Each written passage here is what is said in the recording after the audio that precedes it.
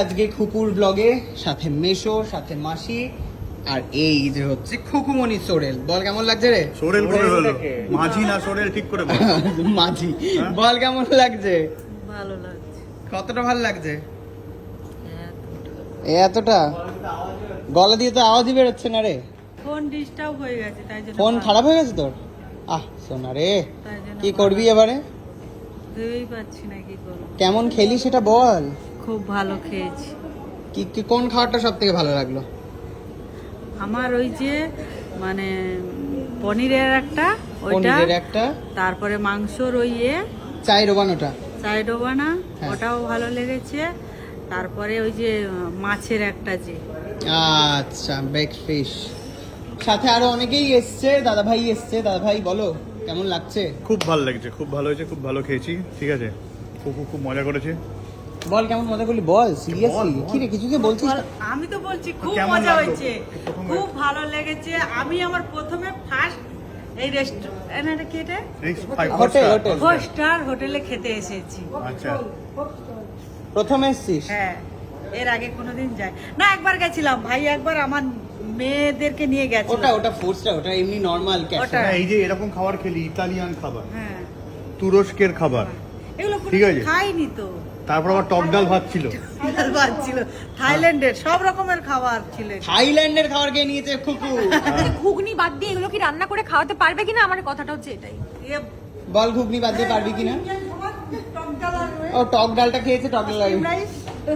শোন, তোর যদি রান্নায় যদি এক্সট্রা যদি শেফের হাতের দরকার হয় মাটন ফাটনের জন্য, কন্ট্যাক্ট কাকিমা, প্রো শেফ। না না খুকু, আমি তোর হাতের কিন্তু বিরিয়ানি খাবো।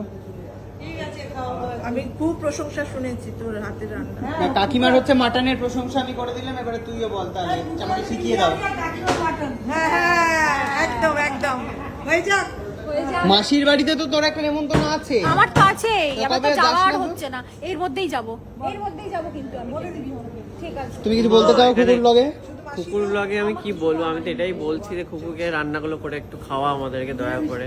যেগুলো আজকে খেলো নাকি? আমি অনেক এসে থেকে বলে যাচ্ছি, কিন্তু ওর কোনো পাত্তা নেই। ও চাইছেই না রান্না করতে, আর ও চাইছেই না। ও বলছে আমি ব্লগার আছি, ব্লগার হবো। কি বলছো? সারাক্ষণ তোকে ভাবে এরকম বলছিস, অপমান করছে আমাকে। অপমান। আচ্ছা, তুমি চাকরি করো এবং ব্লগার হয়েছো, হ্যাঁ। ছাড়োনি। তা আমি যদি রান্না করতে করতে যদি একটা ব্লগার হই, ও তো ছেড়ে দিতে চাইছে না। কুকুর ভালো রান্না করে না। রান্নাটা একটু ভালো করে। তাহলে আমাদের মন মন নেই, মন তাহলে দিয়ে রান্না করে। তো মন দিয়ে করতে হবে। মনটা থাকবে কেন? কাকিমা তো সমস্ত ভার নিয়ে নিয়েছে, বলছি "খুকু, তুই ব্লগ কর, আমি রান্না করি।" এরকম কাকিমা তো মানে লাখে একটা কেউ পাবে না। না এরকম কাকিমা এবং মায়ের যে আগের জন্মের কত পুণ্যি করেছে যে এরম একটা মানুষ। পড়াশোনা শেখায়। এতে কিন্তু ওর ক্ষতি হচ্ছে তো, ওর রান্নার যে হাত। না না, ওকে তো একদম অকেজো করে দিচ্ছে। ও কেন বলছে এই জন্য একদিন আমি গেছি সাহেবের বাড়িতে, সাহেবের বাড়িতে দেখি ওই ঘরে হেভি পড়াশোনা চলছে। শোন না, হ্যাঁ, এটা শোন, আমি যেদিনকে তোর বাড়িতে গেলাম আমি দেখি পাশের ঘরে হেভি পড়াশোনা চলছে। হ্যাঁ, পড়ছে তো খুব। তারপরে দেখি যে কাকিমা পড়াচ্ছে খুকুকে। হ্যাঁ, পড়াচ্ছে এর তো। থেকে তুই বল, এর থেকে ভালো আর কি হতে পারে? আমি বলছি ও কত জন্মের পুণ্য ফল ওর করেছে। দেখি একটু কপাল ঘষতে আমার সাথে।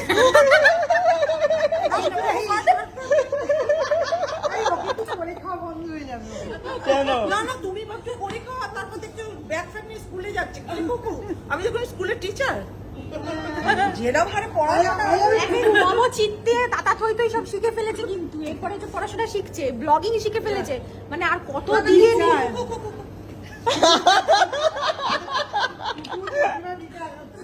দেখো না, তুমি কপালটা ঘুষে দিলে, অ্যাক্টিংটাও চলে গেল ওইদিকে। তোমার অ্যাক্টিং কিন্তু খুকুর কাছে চলে এলো। এই খুব অ্যাক্টিং করেনি তো, জল নেয়া। ও তাহলে ওটা অ্যাক্টিং করেও দেখিয়েছে, অ্যাক্টিংও করেছে। নাচ গান অ্যাক্টিং লেখাপড়া ব্লগিং সব। ঝগড়াটে ঝগড়াটে বৌদি। ভালো পারে। সুকান্তকে দেখলেই প্লু যেরকম বেড়াল দেখলে খুকু সেরকম সুকান্ত দেখলে সবসময় আমাকে খারাপ বলবে, আমি সেটা মানবো কেন?